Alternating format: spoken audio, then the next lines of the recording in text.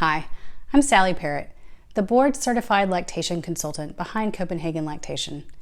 I want to give you a heads up about 5 breastfeeding issues that may not require appointments with a lactation consultant and what to do about them. Number 1, basic positioning issues. Whenever you're breastfeeding a baby, whatever position you're feeding in, the baby should be tummy to tummy with the mom.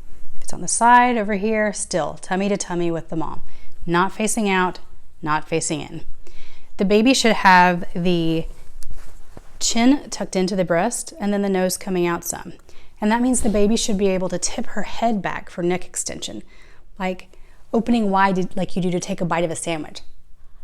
With our first babies, people impress on us that we need to support their necks, which is true in the first weeks, but that makes us all terrified with our first babies that our newborns' heads might fall off if we're not holding them on. The thing is, head extension is crucial for getting a deep latch with breastfeeding, as people who come to my prenatal class can demonstrate. So, support the baby's neck, not head, with breastfeeding, or otherwise the latch will be a narrow one. Number 2, weight gain and milk transfer concerns. In these modern times, we grow up being able to measure everything. Our weight, our daily steps, the grams of protein in our food, whatever we want to measure, we can do it. And then we have babies, and suddenly we're supposed to trust that they'll get enough milk from us, even though we do not have milliliter markers on our breasts.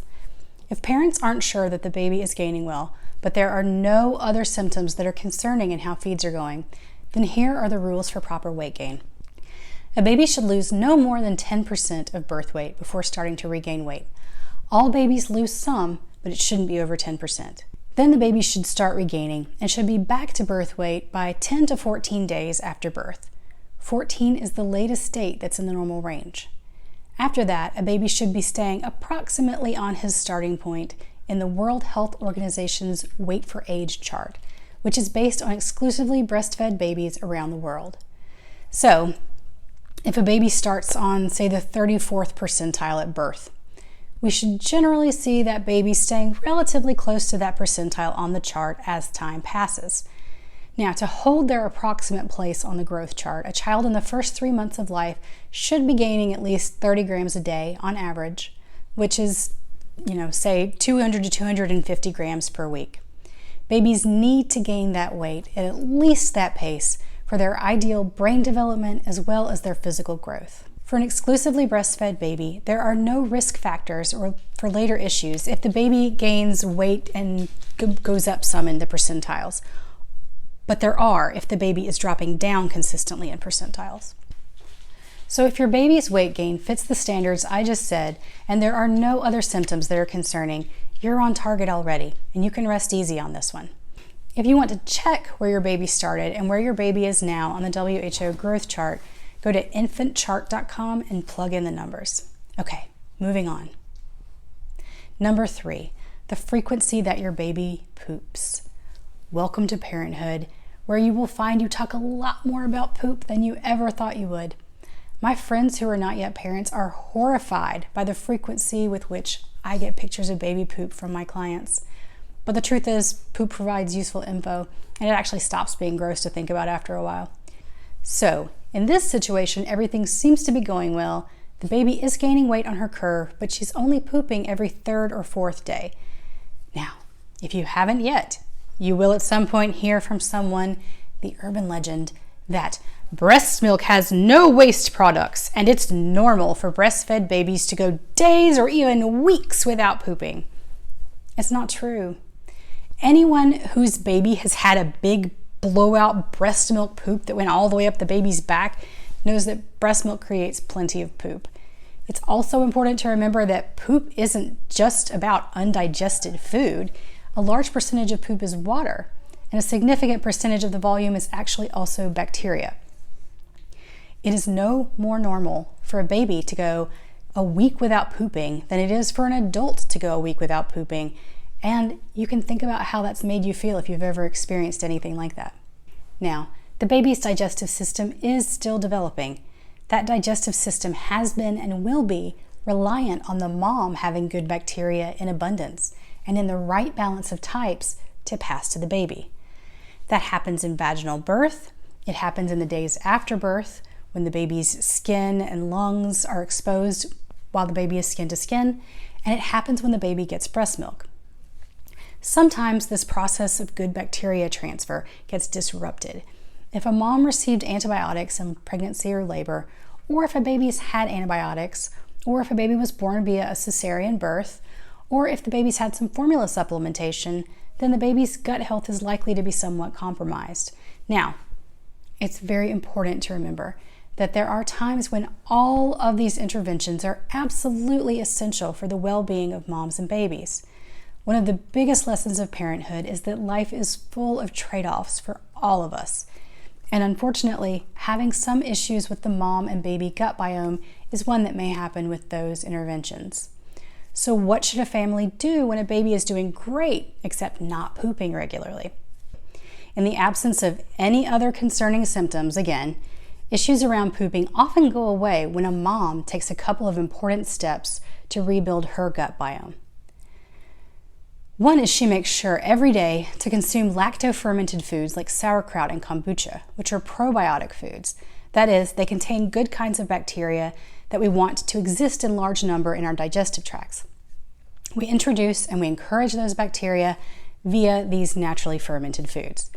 You can also consider taking a commercial probiotic powder or pill to do this, though when we look at the actual research, the evidence is mixed about how many live strains you get that way and whether commercial probiotics are likely to actually be successful. Naturally fermented foods have a better track record. So, there are probiotics that the mom eats, and the next step is that she also eats a lot of prebiotic foods.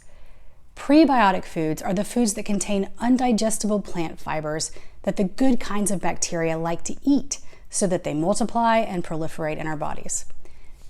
This includes a wide range of foods: bananas, garlic, onions, apples, flax seeds, and a whole bunch of other ones that you'll find if you Google prebiotic foods. The mother eating probiotic foods and prebiotic foods helps maximize the good bacteria and helps minimize the kinds of bacteria that we don't want to be dominant. Then the mother exposes the baby to the bacteria through breastfeeding and other means like skin to skin. And when the baby's gut health improves from that, then the baby starts to poop more regularly.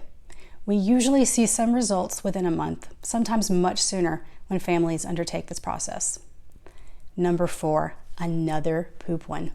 This one is when babies have a hard time getting the poop to come out. They really have to work for it. And parents are worried that means that something is wrong, even though there are no other symptoms that anything is concerning besides the baby really straining to poop. Often when babies are pooping, they turn red, they make strange faces, and then they really strain to get that poop to move through. In the first couple of days of a baby's life, the baby is moving through meconium, that first sticky black poop that all babies have. Meconium is hard to pass through, and babies, being new to managing all the bodily tasks they have to do, aren't used to that. When they are pushing that sticky meconium through their digestive tracts, it can make them fussy. That's normal. After a baby is done with meconium, and for a breastfed baby, that usually means a transition from black to dark green to yellow poop in the first week or so of life, then babies still have to work pretty hard to get the poop to come through. The thing is, humans have very tight little anuses at birth, so it's normal for a baby to have to work to get poop out. Now, it's good for you to empathize with how hard it is for your baby to deal with this. And there are things like bicycling the baby's legs toward the tummy, not held upside down, that can be helpful for moving things through. But in the absence of any other issues, without other symptoms, some straining while pooping is normal. Now, one caveat: that breast milk stool should be very soft. If your breastfed baby is producing firm poop pellets, then you need to make an appointment to see your doctor or midwife, because that is concerning constipation. All right, we're down to number 5. Number 5, slight nipple tenderness at or between feeds.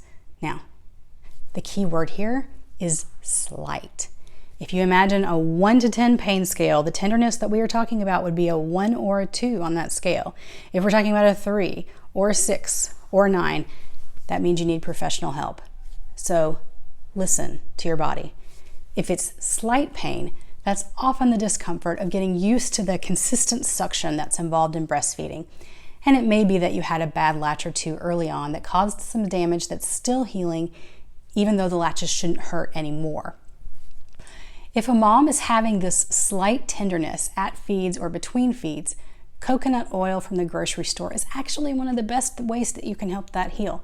You just rub it gently on at the end of a feed. No need to wash it off. In research, coconut oil outperforms things like lanolin for helping sore breasts on moms heal, and it's a lot cheaper to buy than a lot of the specialized stuff. The other thing to try is changing breastfeeding positions that you use at different feeds. So if you're feeding like this one time, you might feed like this the next time and like this the third time. If you do that, that can help a particular tender area get a break from where the suction is so that it can work toward healing. All right, I hope this has helped clear up for you 5 issues that by themselves do not mean that you need an IBCLC's help and what you can do for those issues instead. If the video helped you realize that things are actually going okay, then yay, that is fantastic. If after watching your issue was not on that list, or if it was on the list, but then there are other concerning symptoms going on at the same time, then we can work together at my office or at your home to figure out what's happening. We will work on making feeding comfortable and successful so that you and your baby thrive and so that you can start focusing on parenting overall instead of just putting all of your energy into feeding. If you need that support, just click on the appointments link to schedule a time and day that work well for you. I look forward to meeting you then.